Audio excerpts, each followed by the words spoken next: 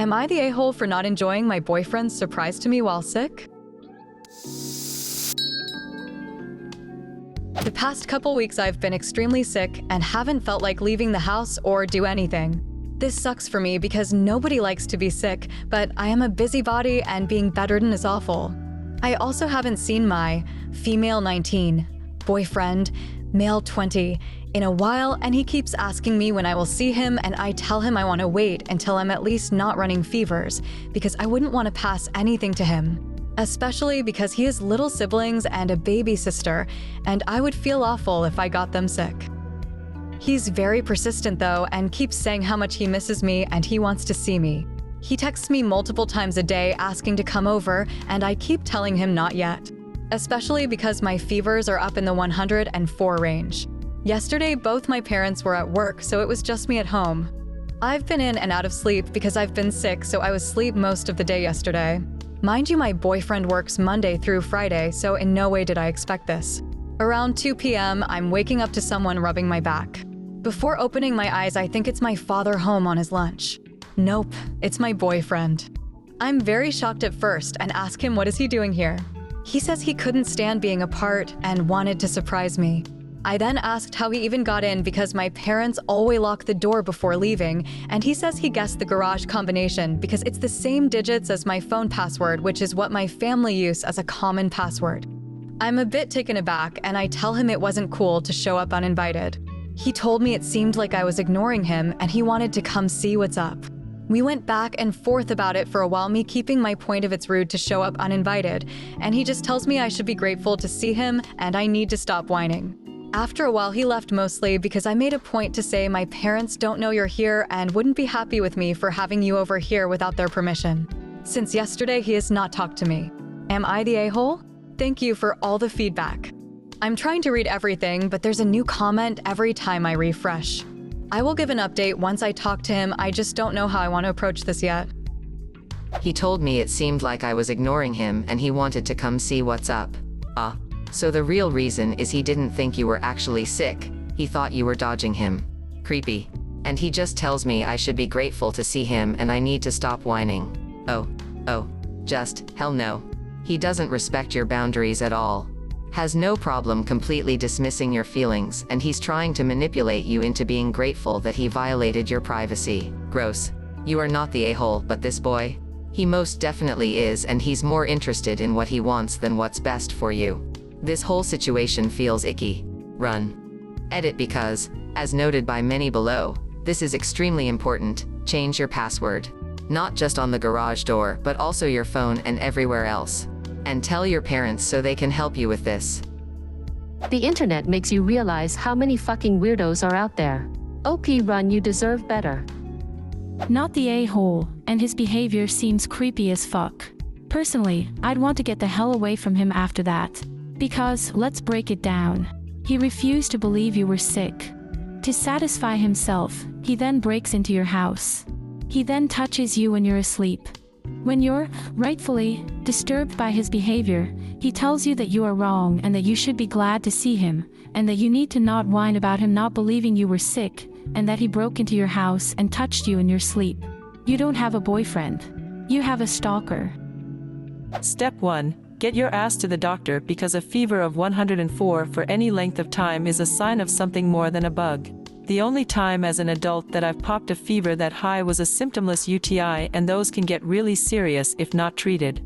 Step 2. This is not your boyfriend, this is your ex-boyfriend. Respond accordingly. Good chance he didn't believe you were sick, and that's why he stomped a number of boundaries to see you. This is beyond red flag behavior. Your instincts are correct. Thank you, I didn't mention it, but I did go to the DRS yesterday. Unfortunately, he only gave me cough medicine for the cough, so my fever is still pretty high. Sounds like your doctor sucks. Get a second opinion. Not the a-hole, he broke into your house and he thinks you're the problem here. You told him multiple times that you don't want to see him, and for good reason. You don't want to get him or his family sick. Instead of being reasonable and listening to you, he decided that he was going to see you. Damn the consequences and how you feel. Are you sure you want to be with a guy who won't take no for an answer and brute forces his way anyway? Am I the a-hole for telling my daughter that this activity is only for my bio-grandkids and I am not going to change the tradition even if she wants to force the step-grandkids everywhere? I will give some background. I am a pretty young grandmother. My daughter Jenny has 2 kids, 9 and 13. My daughter remarried to a man that has his own children. So I have step-grandkids, 11 and 10. So a total of 4 kids in this story. I will refer to them as bio and step-grandkids to make it as clear as possible. The bio and step-grandkids don't get along well. Watching from the outside, it is easy to see that the 2 parents are pushing them together. I have heard so many complaints and informed the parents the forced bonding wasn't helping.